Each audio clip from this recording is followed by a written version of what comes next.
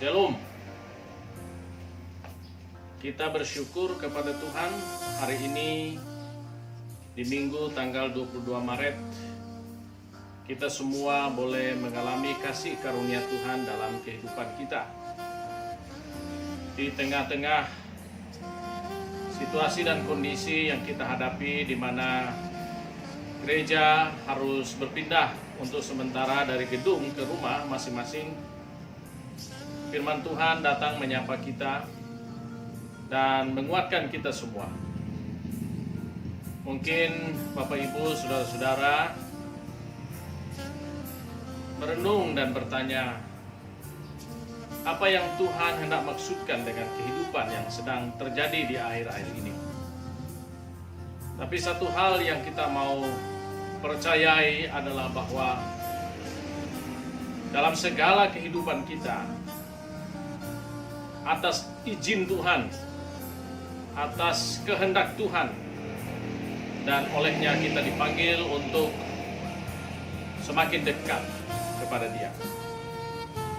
Saudara-saudara, di minggu ini kita diajak untuk merenungkan firman Tuhan yang terdapat dalam Lukas pasal 21 ayatnya yang ke-7 sampai dengan ayatnya yang ke-19. Dalam firman Tuhan ini, saudara-saudara, Tuhan Yesus menyampaikan tentang apa yang akan terjadi sebelum Dia datang pada kali yang kedua. Saudara perhatikan dari Lukas pasal 21 ayat 7 sampai dengan ayatnya yang ke-19. Tuhan Yesus menyampaikan bahwa tidak ada sesuatu di bumi ini yang sifatnya kekal. Tidak ada sesuatu yang tetap selalu dalam sebuah perubahan. Semua berubah, bisa berubah begitu cepat. Dia bersama-sama dengan murid-muridnya, mereka sementara mengalami masa-masa kejayaan, kemuliaan. Tuhan Yesus membuat mujizat-mujizat. Tuhan Yesus menyembuhkan orang yang sakit. Tuhan Yesus bisa mengusir setan-setan. Dan para murid-murid merasa mereka bangga berada di samping Tuhan Yesus. Mereka berpikir bahwa hidup bersama dengan Tuhan Yesus tidak akan ada masalah. Semuanya bisa teratasi. Tetapi tiba-tiba Tuhan Yesus dalam Lukas pasal 21 menjelaskan bahwa akan ada sesuatu yang terjadi. Semua akan berubah.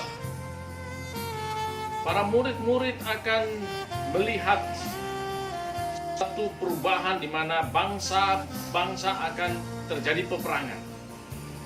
Akan ada tanda-tanda kedahsyatan, akan ada gempa, akan ada penyakit sampar, akan ada kelaparan. Bahkan Tuhan Yesus katakan ada sebuah perubahan yang lebih dahsyat lagi, yang lebih hebat lagi, tanda-tanda dari langit. Tapi Tuhan Yesus katakan itu semua akan terjadi awal dari kedatangannya. Bahkan para orang-orang percaya akan mengalami suatu masa yang tidak mudah.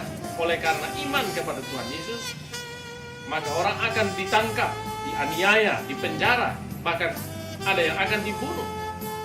Tapi Yesus katakan orang yang setia, yang percaya akan terus diselamatkan, akan mengalami pemeliharaan Tuhan. Yang kedua, saudara-saudara, di tengah-tengah perubahan dan di tengah-tengah kejadian demi kejadian ini, firman ini juga mengingatkan kepada kita semua tentang bagaimana posisi kita, bagaimana sikap kita menghadapi perubahan dan kejadian-kejadian ini. Setiap hari saudara menyaksikan media televisi, menonton berita tentang perkembangan wabah COVID-19 dan bagaimana korban yang terus bertambah, orang yang terinfeksi semakin hari dilaporkan semakin banyak, terus korban yang meninggal juga semakin angkanya semakin tinggi. Lalu sekarang sudah ada himbauan kita tidak berkumpul karena menjaga berkumpul itu bisa bersentuhan, bisa mempercepat proses penularan. Mungkin kita merasa sehat, tapi kita tidak tahu apakah ada virus pada tubuh kita. Pertanyaannya saudara-saudara, di tengah perubahan-perubahan dan kejadian ini, apa sikap kita? Saya percaya bahwa kita akan tetap kuat di dalam Tuhan.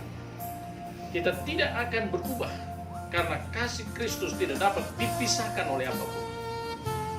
Apakah itu kelaparan, apakah itu bencana, apakah itu kejadian-kejadian, apakah itu karena penganiayaan, tetapi firman Tuhan sudah mengatakan kepada kita, tidak ada yang dapat memisahkan kita dari kasih Kristus.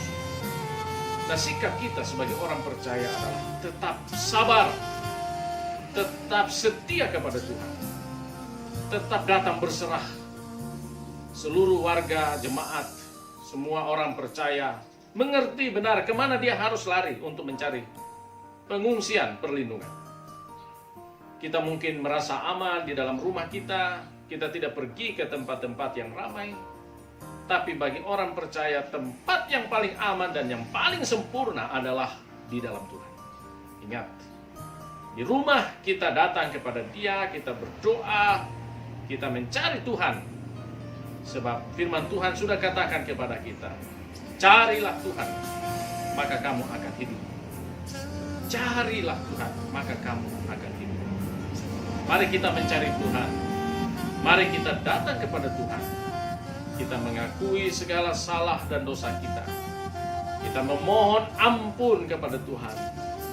Karena dalam firman Tuhan mengajarkan kepada kita, ketika wabah melanda bangsa Israel, oleh karena ketidaktaatan mereka, lalu mereka berlutut, berdoa, berseru kepada Tuhan, dan memohon ampun pada Tuhan.